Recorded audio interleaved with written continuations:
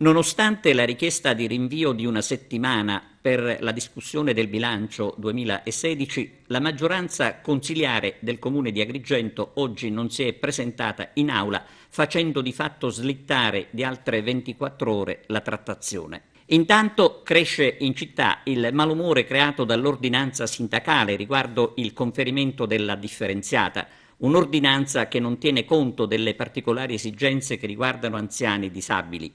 Ma ascoltiamo il consigliere Nuccia Palermo che chiarisce in primo luogo la vicenda sul bilancio ed esprime un pesante giudizio sull'ordinanza del sindaco Firetto. Bilancio 2016, la maggioranza aveva chiesto il rinvio ad oggi, ma è tutto fermo, è andata deserta la seduta. La maggioranza chiede tante cose, se possiamo ricordare qualche giorno addietro c'è stato uno scontro dove i colleghi di Agrigento Cambia, Rinasce, Partorisce, Cresce, eccetera, eccetera, avevano sottolineato la loro vicinanza e avevano negato quel fuggi-fuggi che io avevo sottolineato una settimana esatta addietro, dove dopo 20 giorni dalla convocazione si era tenuto il Consiglio relativamente all'approvazione di un bilancio tardivo consuntivo del 2016, avente tra gli atti una relazione pesantissima fatta dai revisori contabili che metteva a dura prova tutti quei consiglieri e mette tuttora a dura prova tutti quei consiglieri che vogliono votare, credo, positivamente questo bilancio. Oggi, dopo un continuo botta e risposta, cosa succede? Mi mancano i consiglieri di maggioranza, mancano tutti quei consiglieri pilastro di quella che è una maggioranza firettiana, manca lo stesso sindaco Firetto all'interno dell'aula, manca la Graceffa, manca la Bruccoleri, mancano tutti quei soggetti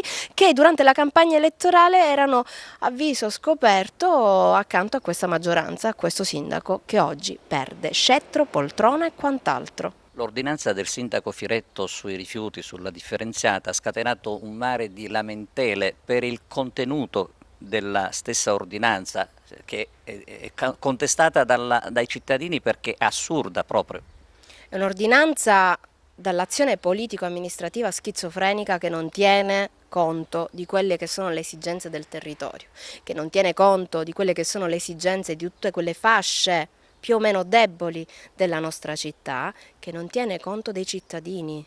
Noi stiamo andando avanti senza un regolamento sui rifiuti che detta delle regole certe, stiamo andando avanti ad ordinanze sindacali che dicono tutto il contrario di tutto nel giro di 24 ore. Noi stiamo andando avanti con un assessore che ci smentisce quello che è un'ordinanza sindacale o la minimizza sui social e noi stiamo andando avanti alla carlona. Questo denota che questa amministrazione perde quella che è l'azione politica, la serietà di un'azione politica.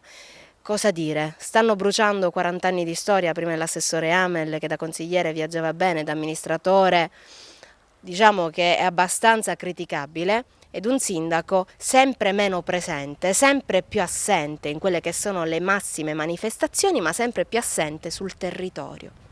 Potrebbe essere un modo per fare cassa, ma in questo momento si farebbe cassa nei confronti dei cittadini onesti che pagano.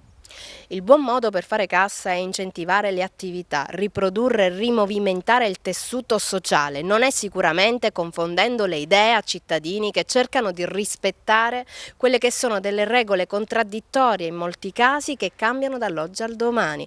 Quindi io invito l'amministrazione e il sindaco Firetto a rivedere quella che è la politica di investimento sul territorio, che vuol dire sgravare, agevolare il cittadino, non complicargli la vita. Soprattutto voglio capire com'è possibile che il cittadino possa conoscere, e parliamo non soltanto dei ragazzi, parliamo anche delle fasce più alte di età, delle ordinanze che non vengono pubblicizzate per come si deve.